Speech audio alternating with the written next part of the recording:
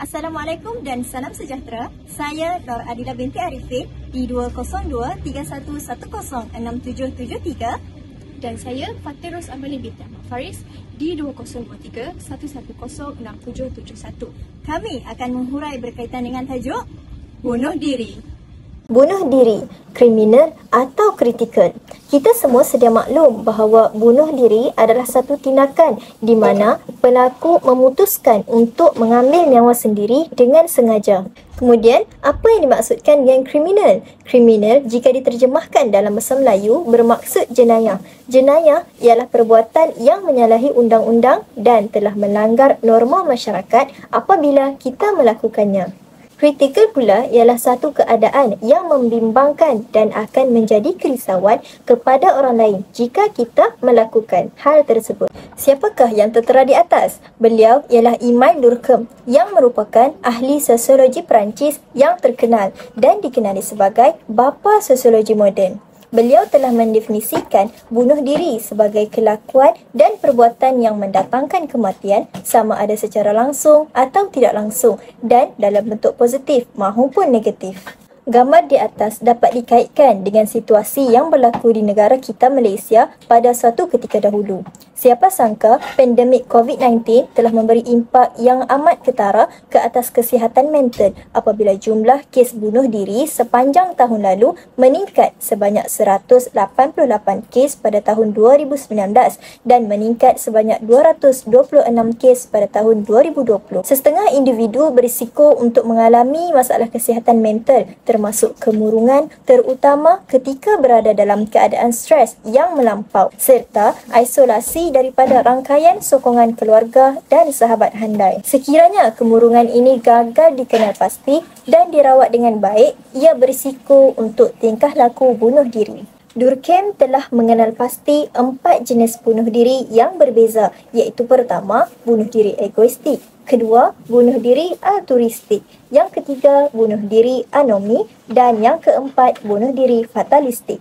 Pertama, bunuh diri egoistik. Bunuh diri yang egoistik mencerminkan rasa keseorangan dan tidak diperlukan yang berpanjangan atau erti kata lain tidak disepadukan dalam komuniti. Ia menghasilkan rasa untuk bunuh diri disebabkan mereka tiada tempat pergantungan. Ketiadaan ini boleh menimbulkan perasaan tiada makna untuk hidup, sikap tidak peduli dan kemurungan. Durkheim juga mentafsirkan bahawa golongan ini mengalami individualistik yang melampau. Individu yang tidak cukup terikat dengan kumpulan sosial ditinggalkan dengan sedikit sokongan atau bimbingan sosial dan disebabkan itu lebih cenderung untuk membunuh diri. Kedua, bunuh diri altruistik. Bunuh diri altruistik berlaku apabila penglibatan kumpulan sosial yang terlalu tinggi. Individu terintegrasi dengan baik ke dalam kumpulan sosial sehingga mereka sanggup mengorbankan nyawa sendiri untuk memenuhi beberapa kewajipan untuk orang lain. Individu membunuh diri untuk kepentingan orang lain sebagai tanda mendapat kepercayaan orang lain. Contohnya, semasa Perang Dunia Kedua, juruterbang kamikaze Jepun sanggup mengorbankan nyawa sendiri untuk negara dengan harapan mereka akan memenangi peperangan tersebut. Juruterbang ini percaya pada perjuangan negara mereka dan sanggup mengorbankan nyawa mereka sendiri. Ada juga setengah individu yang menganggap bunuh diri ini adalah jihad yang akan membawa mereka ke syurga nanti. Kita teruskan kepada yang ketiga, bunuh diri anomik. Bunuh diri anomik disebabkan kekeliruan moral individu dan kekurangan hala tuju sosial yang berkaitan dengan pergolakan sosial dan ekonomi yang sangat kritikal. Orang tidak tahu di mana mereka sesuai dalam masyarakat mereka. Durkheim juga menjelaskan bahawa ini adalah keadaan kecelaruan moral di mana mereka tidak mengetahui had keinginan. Oleh sebab itu, individu tersebut melibatkan diri dengan membunuh diri untuk menyelesaikan konflik hidup mereka. Jenis yang terakhir adalah bunuh diri fatalistik.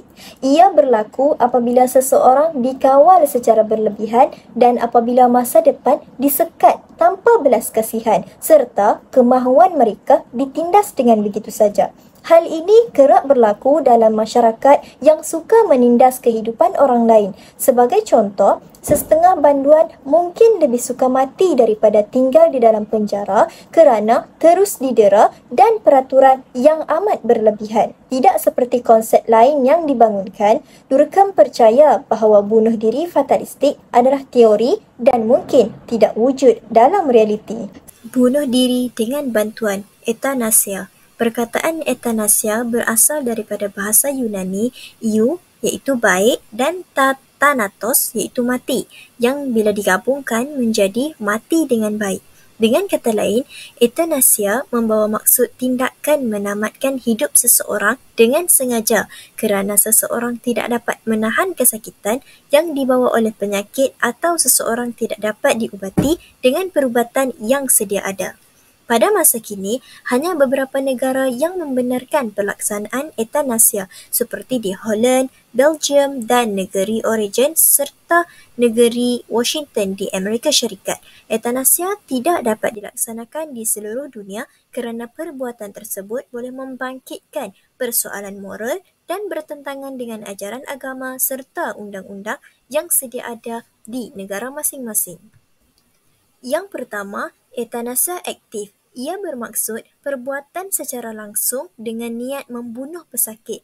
Ia berlaku apabila doktor atau pengamal perubatan secara langsung mengakhiri hidup seseorang pesakit secara aktif. Sebagai contoh, doktor di sesebuah hospital dengan sengaja memberikan ubat yang boleh mematikan pesakitnya, iaitu di negara Holland pada tahun 2019.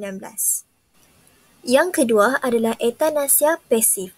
Ia bermaksud perbuatan menghentikan perubatan atau tindakan memanjangkan hayat seseorang individu. Sebagai contoh, dalam keadaan apabila seseorang doktor membiarkan seseorang pesakit itu mati. Hal ini boleh berlaku apabila wujud aktiviti menghentikan atau menolak sesuatu rawatan perubatan. Melalui laman web berita online BBC United Kingdom yang bertajuk Forms of Euthanasia, perbuatan menghentikan rawatan adalah seperti perbuatan mematikan suis mesin bantuan pernafasan ke atas pesakit yang masih hidup dan pesakit tersebut mati kerana penyakit yang telah dihidapinya itu. Manakala contoh bagi menolak rawatan perubatan adalah tindakan tidak menjalankan rawatan yang mungkin akan memanjangkan umur pesakit tetapi tidak menyembuhkannya. Yang ketiga adalah euthanasia secara sukarela. Ia bermaksud pesakit itu sendiri meminta agar ditamatkan hayatnya secara sukarela dan ia merupakan permintaan pesakit itu sendiri sebelum pesakit tersebut mati. Sebagai contoh, seseorang yang dipercepatkan kematiannya kerana permintaannya sendiri secara sukarela, sama ada secara lisan atau bertulis kerana tidak tahan lagi menanggung kesakitan. Kes yang seterusnya merupakan kes berkaitan euthanasia secara sukarela yang berlaku di Kanada pada tahun 1993 yang lalu. Yang keempat adalah euthanasia bukan sukarela. Ia bermaksud seseorang itu tidak sedar sewaktu ingin membuat keputusan untuk dirinya sendiri selain wujud campur tangan pihak lain seperti keluarga individu tersebut yang membuat keputusan bagi dirinya. Sebagai contoh, dalam keadaan seseorang individu yang tidak sedar atau berada dalam keadaan koma, kebiasaannya ahli keluarga mereka yang akan membuat keputusan untuk membuat keputusan sehingga ia boleh mempercepatkan kematian individu tersebut. Euthanasia bukan sukarela juga merangkumi kes kanak-kanak yang secara mental dan emosi telah dapat membuat sesuatu keputusan tetapi belum dianggap sebagai cukup umur menurut undang-undang bagi dirinya untuk membuat keputusan. Jadi, pihak keluarga mengambil keputusan untuk menamatkan riwayatnya. Yang terakhir adalah euthanasia tidak sukarela. Ia dijalankan bertentangan dengan kerelaan pesakit. Ia juga terjadi tanpa keizinan pesakit yang berkeupayaan. Sebagai contoh, apabila seseorang meminta supaya dia tidak dipercepatkan kematian sebelum dia dibunuh. pembunuhan yang dilakukan juga terhadap pesakit yang dalam keadaan sedar untuk menentukan kemahuannya, tetapi pembunuhan tersebut dilakukan tanpa persetujuan pesakit itu sendiri. Baiklah, sekarang saya akan menerangkan tentang Sociological Theories of Suicide. Jadi, teori yang pertama adalah integrasi sosial. Durkheim menganggap bunuh diri adalah disebabkan oleh tahap integrasi sosial.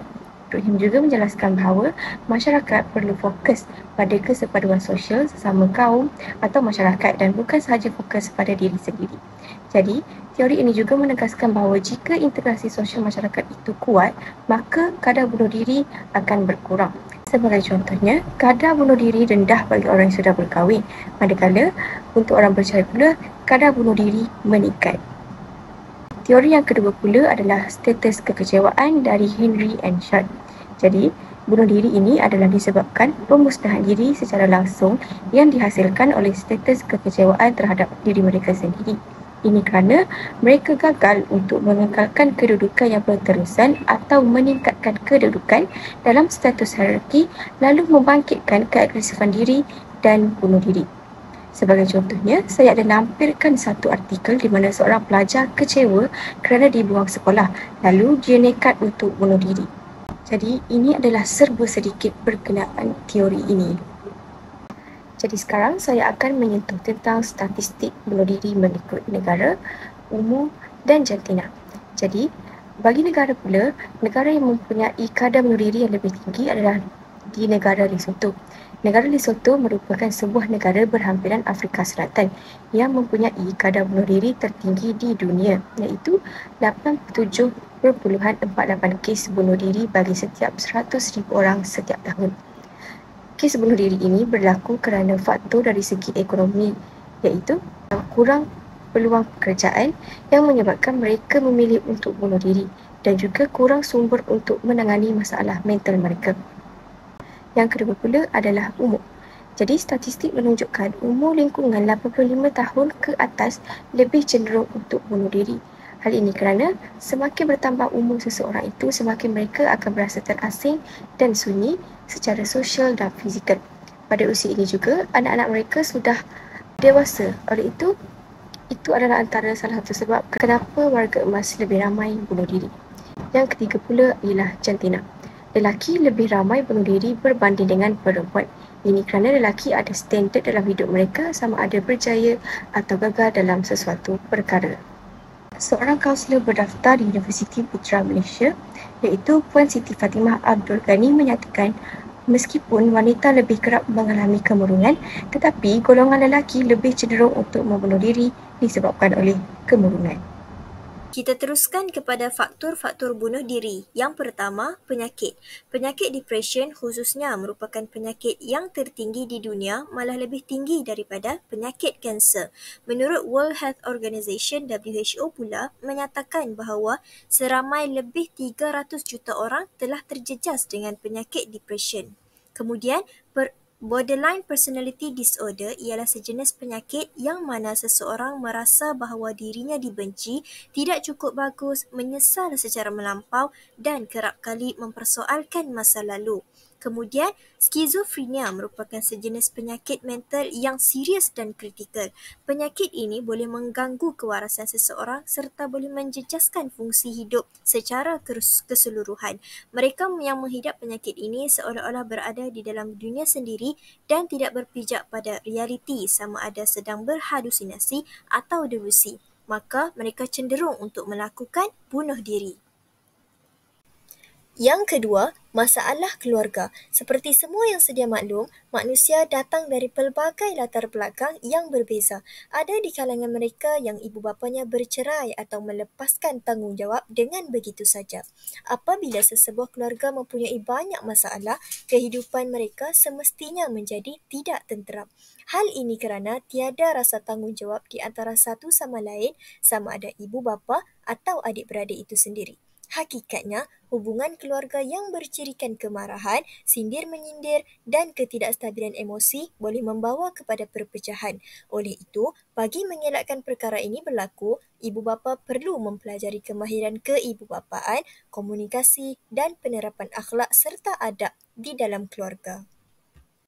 Seterusnya, yang ketiga adalah masalah kewangan. Sejak kejadian pandemik lebih setahun yang lalu, Kerajaan Malaysia telah melaksanakan Perintah Kawalan Pergerakan PKP bagi mencegah penularan wabak COVID-19. Namun, keadaan ini telah memberi impak negatif terhadap ekonomi negara. Ramai rakyat Malaysia telah mengalami pengurangan pendapatan akibat kehilangan pekerjaan atau pengangguran. Masalah kewangan ini bermakna rakyat mengalami kesusahan untuk menunaikan komitmen harian atau bulanan seperti membayar rumah sewa, pinjaman kereta, bil elektrik dan sebagainya. Rakyat yang terdesak untuk meneruskan kehidupan akan mengambil inisiatif membuat pinjaman pada agensi yang tidak sah seperti pinjaman alung yang boleh memberi ancaman nyawa kepada diri sendiri. Kajian akademik dari negara lain juga telah membuktikan bahawa masalah kewangan dan masalah kesihatan mental berkait rapat dengan bunuh diri. Faktor bunuh diri yang keempat adalah gagal dalam pelajaran. Setiap daripada kita sudah tentu mahukan keputusan yang cemerlang dalam peperiksaan. Namun, pencapaian akademik bukanlah satu kayu ukur kejayaan. Prestasi yang dianggap kurang cemerlang bukanlah noktah menjadi yang terbaik. Apatah lagi setelah semua usaha telah dilakukan. Semuanya berbalik soal rezeki masing-masing. Jika dapat seperti yang diimpikan, pujian patut diperolehi. Tetapi, jika sebaliknya adalah tidak wajar seseorang dimarahi, apatah lagi oleh ibu bapa sendiri sehingga membuat anak-anak mereka tertekan kerana tidak mampu memenuhi harapan ibu bapa. Lebih teruknya lagi, tekanan membuatkan anak berada di tahap membunuh diri. Kejadian seperti ini pernah berlaku pada seorang pelajar Sarawak yang tidak percaya dalam peperiksaan, mencuba untuk membunuh diri dengan mengambil pil secara berlebihan, namun gagal setelah berjaya dikejarkan ke hospital oleh ibu bapanya dengan segera. Faktor yang kelima adalah pengaruh negatif media sosial. Masyarakat pada masa kini semakin sebati dengan kehidupan berasaskan internet, teknologi komunikasi dan juga interaksi jaringan dunia media sosial dalam setiap rutin kehidupan masing-masing. Penggunaannya boleh jadi baik atau buruk bergantung kepada pengguna. Malangnya, wujud pelbagai penyakit daripada kesan media sosial apabila dikatakan masyarakat mental yang sibuk mengecam, memberi penilaian negatif sehingga tular dan menghukum sehingga berlaku kecelaruan emosi. Inilah realiti yang perlu ditelan hasil penjajah dunia teknologi maya digital yang telah membentuk masyarakat yang hilang kemanusiaan dan juga emosi sekaligus melanggar landasan syariat. Tanpa disedari, ini adalah satu jenayah yang mampu membunuh seseorang secara halus. Penularan video bunuh diri, cara membunuh diri atau video yang berunsur keganasan boleh memberi pengaruh negatif kepada penonton, terutama kanak-kanak. Faktor yang terakhir adalah putus cinta. Seperti yang sudah diketahui umum, bahawa manusia dan kehidupan tidak boleh lari daripada cinta kerana cinta itu sendiri adalah fitrah. Tetapi, bagaimana kita menguruskannya menjadi mihnah.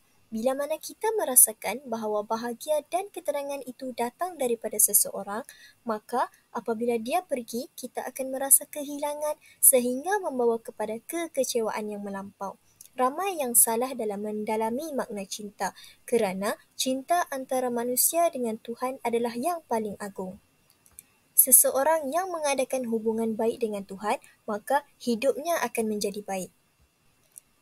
Hakikatnya, jika akhirnya kamu tidak bersama dengan orang yang sering kamu sebut dalam doamu, mungkin kamu akan bersama dengan orang yang diam-diam sering mendoakanmu. Jadi, kita perlulah mengelakkan daripada putus cinta bagi mengelakkan daripada berlakunya bunuh diri. Sekarang pula kita masuk kepada kesan-kesan bunuh diri. Jadi yang pertama adalah individu. Jika seseorang individu itu mengambil nyawa mereka sendiri, mereka secara tidak langsung hilang peluang diri untuk berjaya di masa hadapan. Yang kedua pula ialah keluarga. Jadi, keluarga pula akan saling menyalahkan sesama ahli keluarga. Hal ini kerana emosi setiap keluarga pada masa ini tidak stabil. Jadi, mereka akan menyalahkan antara satu sama lain kenapa seseorang individu itu membunuh diri. Yang ketiga pula adalah masyarakat. Masyarakat pula akan meninggalkan tanggapan negatif dalam penyelesaian masalah iaitu mereka akan memandang negatif terhadap keputusan seseorang yang mengambil keputusan untuk bunuh diri. Dan sekarang saya akan menerangkan langkah-langkah untuk mencegah bunuh diri. Jadi yang pertama adalah kita perlu mendengar. Cara ini paling penting untuk bantu individu yang ada niat untuk bunuh diri. Jadi kita perlulah menjadi pendengar yang baik dan jangan mencelah semasa dia bercerita. Hanya dengar sahaja cukup melegakan hati mereka. Dan juga jangan bagi jalan penyelesaian selagi mereka tidak minta. Kadang-kadang mereka tahu jalan penyelesaian tetapi mereka lebih kepada mahu orang mendengar kepada keluh kesah mereka. Yang kedua pula ialah jangan biar mereka sendiri. Jadi apabila kita sudah dengar luahan hati mereka, janganlah kita membiarkan mereka bersendirian. Sekiranya kita sibuk untuk selalu ada dengan mereka, kita masih boleh tunjuk yang kita sayang mereka melalui kita menelefon atau kita mesej melalui WhatsApp. Dengan menggunakan cara ini juga sangat berkesan untuk mencegah mereka daripada bunuh diri. Apa yang kami boleh simpulkan daripada topik ini adalah pemantauan oleh ahli keluarga dan golongan masyarakat boleh menghalang kejadian bunuh diri dan mampu menyelamatkan nyawa. Dan kita juga hendaklah sentiasa berdoa dan memohon kepada Tuhan ketika senang dan susah. Dan juga kita perlu mempelajari dan mendapatkan nasihat daripada mereka yang berkeahlian untuk penyelesaian kemelut yang berlaku. Kerana setiap permasalahan pasti ada jalan penyelesaiannya.